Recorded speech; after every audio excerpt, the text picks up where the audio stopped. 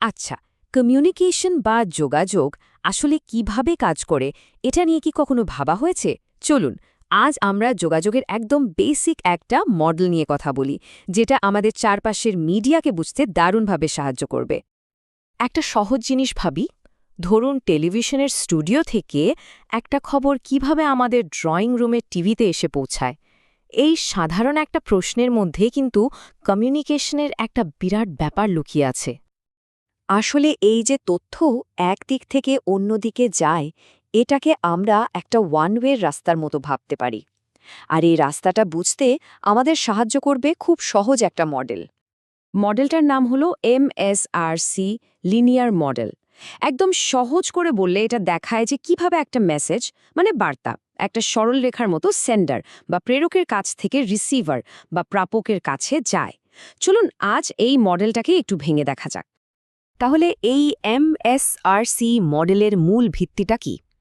আসলে এটা দাঁড়িয়ে আছে চারটে মূল স্তম্ভের ওপর। চলুন তো এক এক করে দেখা যাক সেগুলো কি। দেখুন, পুরো ব্যাপারটা কিন্তু বেশ গোছানো। প্রথমে আসে প্রেরক, মানে যিনি মেসেজটা তৈরি করছেন। তারপর আসে সেই বার্তা বা মেসেজটা। এরপর একটা মাধ্যম ব্যবহার করে সেই মেসেজটা যাত্রা করে, আর সব শেষে সেটা গিয়ে পৌঁছায় প্রাপক বা রিসিভারের কাছে। ব্যাস, এই 4 ধাপে কমিউনিকেশনের প্রক্রিয়াটা শেষ। তো প্রথমে প্রেরক, ইনি হলেন পুরো কমিউনিকেশন প্রসেসের শুরুটা করেন।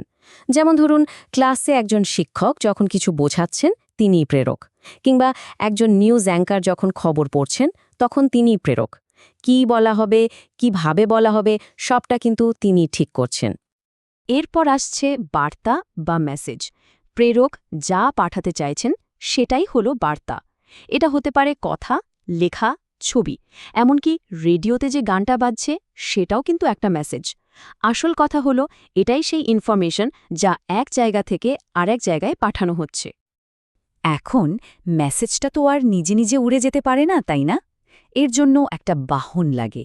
এই বাহনটাই হলো মাধ্যম বা মিডিয়াম। যেমন ধরুন রেডিও, টেলিভিশন, খবরের কাগজ, এমনকি আমাদের হাতের মোবাইল ফোনটা, এগুলো সবই মাধ্যম যা মেসেজটাকে আমাদের কাছে বয়ে নিয়ে আসে। আর এই পুরো যাত্রার একদম শেষ প্রান্তে আছেন প্রাপক বা রিসিভার। ইনি সেই মানুষটা যার জন্য পুরো মেসেজটা তৈরি করা হয়েছিল। যেমন আমরা যখন টিভিতে খবর দেখি, তখন আমরাই হলাম প্রাপক। আমাদের কাছে মেসেজটা পৌঁছানোর পরেই কিন্তু কমিউনিকেশনের এই চক্রটা সম্পূর্ণ হয়। আচ্ছা, থিওরি তো অনেক হলো। চলুন এবার একটু বাস্তবে দেখি আমাদের প্রতিদিনের জীবনে এই মডেলটা ঠিক কিভাবে কাজ করে। কয়েকটা উদাহরণ দেখলেই ব্যাপারটা কিন্তু একদম জলের মতো পরিষ্কার হয়ে যাবে। এখানে দারুণ কিছু উদাহরণ আছে। ধরুন রেডিওর খবর। এখানে প্রেরককে রেডিও ঘোষক। বার্তাটা কি? খবরের রিপোর্টটা। মাধ্যম হলো রেডিও, আর প্রাপক হলাম আমরা, শ্রোতারা। একইভাবে একটা খবরের কাগজের বিজ্ঞাপন বা টিভির কোনো অনুষ্ঠানের ক্ষেত্রেও কিন্তু এই 4টে জিনিস একদম পরিষ্কারভাবে মিলে যায়। যদিও এই মডেলটা দেখতে খুব সহজ আর গোছানো, এর কিন্তু একটা বড় দুর্বলতাও আছে। একটা খুব জরুরি জিনিস এখানে পুরোপুরি মিসিং। কি হতে পারে সেটা একটু ভাবুন তো। ভাবুন, এই যে রেডিও, টিভি বা খবরের কাগজের উদাহরণগুলো আমরা দেখলাম, এই ওয়ান ওয়ে কমিউনিকেশনে কোন জিনিসটার কোনো সুযোগই নেই?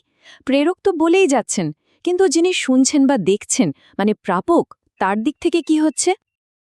একদম, এখানে ফিডব্যাক বা প্রতিক্রিয়ার কোনো জায়গাই নেই। প্রাপক মেসেজটা পাওয়ার পর তার কেমন লাগলো, সে কি ভাবল, সেটা সঙ্গে সঙ্গে প্রেরকের কাছে ফেরত আসার কোনো উপায় এই মডেলে নেই।